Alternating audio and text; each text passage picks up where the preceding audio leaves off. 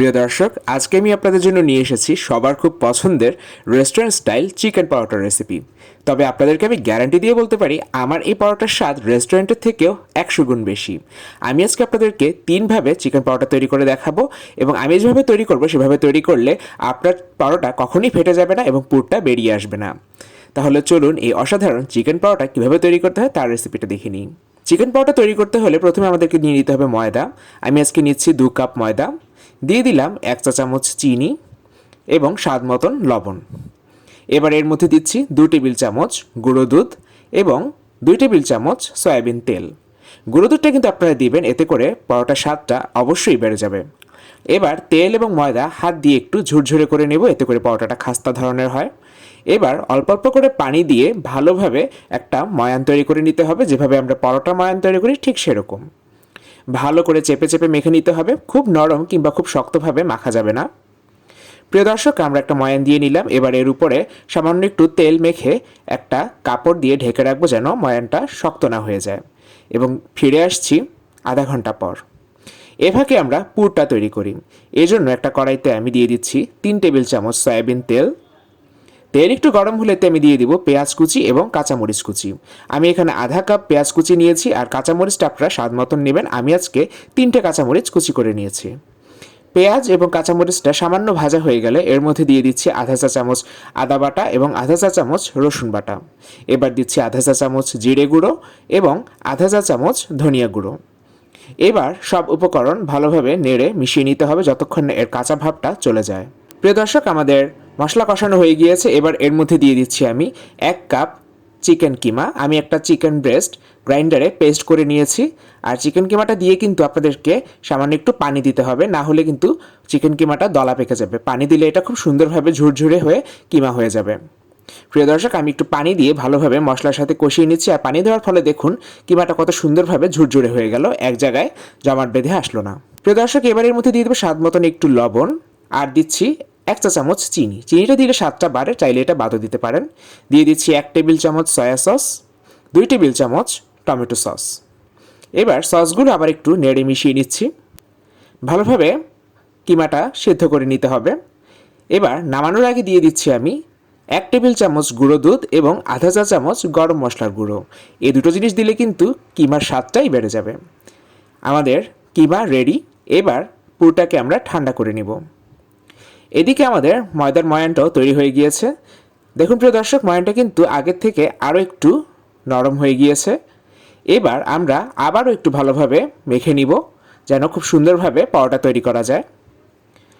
আপনারা চাইলে ছোট বড় করে এই 2 কাপ ময়দা থেকে 6টা থেকে 7টা পরোটা তৈরি করতে পারেন। আমি আজকে একটু বড় বড় পরোটা তৈরি করব, তাই আমি আজকে এখানে 4 ভাগ করে নিলাম। প্রথমে আমি একটা মণ্ড নিয়ে ভালোভাবে গোল করে নিলাম, এবং আপনাদেরকে আমি প্রথমে একটা পরোটা তৈরি করে দেখাচ্ছি। সামান্য একটু ময়দা ছিটিয়ে নিয়ে আমি একটা মাঝারি সাইজের রুটি বেলে নিব। খুব পাতলা কিংবা খুব মোটা না, আমরা যেরকম পুরি খাই সেরকম করে একটা রুটি বেলে নিতে হবে। মাঝারি সাইজের রুটিটা বেলে নিয়ে এর মধ্যে আমি দিয়ে দিব সেই আগে থেকে তৈরি করে রাখা চিকেনের পুর। প্রিয় দর্শক, চিকেনটা আপনার ইচ্ছা মতন দেবেন, খুব বেশি কিংবা খুব কম না, এমনভাবে দেবেন যেন প্রতি কামড়েই পুরটা টের পাওয়া যায়। আর আমি একটু আরও অতিরঞ্জন করেছি, তা হচ্ছে মোজারেলা চিজ। আপনারা চাইলে এখানে চেডার চিজও ব্যবহার করতে পারেন। এবার একটু পুটলির মতন করে আমাদেরকে এই পুরটা মুড়ে নিতে হবে। দেখুন প্রিয় দর্শক, আমি কিভাবে করছি। এভাবে করে মুড়ে দিয়ে আটকে দিলাম। এবার অপর সাইডে আমি সামান্য একটু তেল মেখে নিব। সামান্য একটু তেল মেখে নিয়ে আপনি খুব সহজে এটা হাত দিয়েই ছড়িয়ে দিতে পারবেন। আর এইভাবে করলে সমস্ত জায়গায় পুরটা ছড়িয়ে যায়। হাত দিয়ে কিছুটা ছড়িয়ে দেওয়ার পর এবার আমি বেলন দিয়ে আলতো হাতে বেলে নিচ্ছি, আপনারা দেখতে পাচ্ছেন। এবং আমার পরোটাটা কিন্তু একেবারেই ফেটে যাচ্ছে না, আপনারা খেয়াল করছেন। খুব আলতো হাতে কিনারাগুলো চেপে চেপে দিতে হবে, যেন সমস্ত জায়গায় পুরটা ছড়িয়ে যায় এবং পরোটাটা সব দিকে সমান হয়। দেখুন প্রিয় দর্শক, আমার পুরটা কিন্তু বেরিয়ে যায়নি। আর এভাবে যা দেখা যাচ্ছে, এটা কিন্তু ভাজতে গেলে একেবারেই বেরিয়ে যাবে না। আপনাদেরকে আমি যখন ভেজে দেখাবো তখন দেখতে পারবেন। এবার আমি আরেকভাবে পরোটা তৈরি করে দেখাচ্ছি আপনাদেরকে। প্রথমে আমি একটা এভাবে রুটি বেলে নিলাম। এবার এর মধ্যেও আমি পর্যাপ্ত পরিমাণে চিকেন কিমা এবং চিজ দিয়ে দিলাম।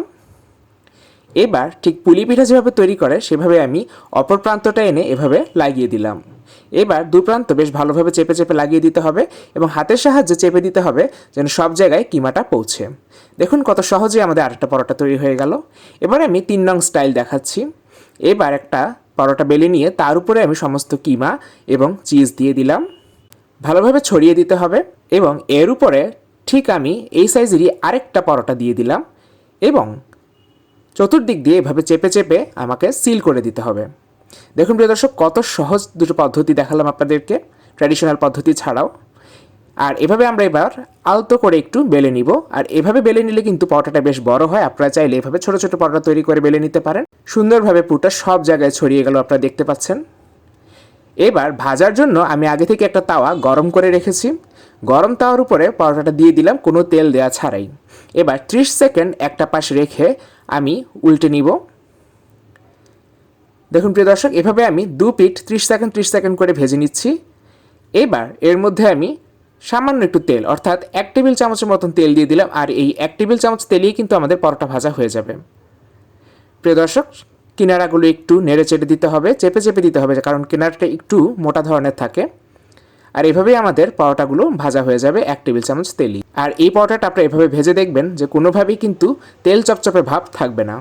প্রিয় দর্শক, আপনাদের ওই পরোটাটা আমি ভেজে দেখাচ্ছি। দেখুন এর পুর কিন্তু একেবারেই বেরিয়ে যায়নি, কত সুন্দরভাবে লেগে আছে। আর সেটাও আমি এভাবে 30 সেকেন্ড করে দুপাশ ভেজে নিয়ে 1 টেবিল চামচ তেল দিয়ে ভেজে নিচ্ছি। দেখুন কত সুন্দর হয়েছে আমার পরোটাটা। এভাবে আমি সবগুলো পরোটা ভেজে নিলাম। আর এই পরোটাটা কিন্তু সার্ভ করবেন গরম গরম। আমি আপনাদেরকে একটা পরোটা কেটে দেখাচ্ছি এটা কেমন হয়েছে।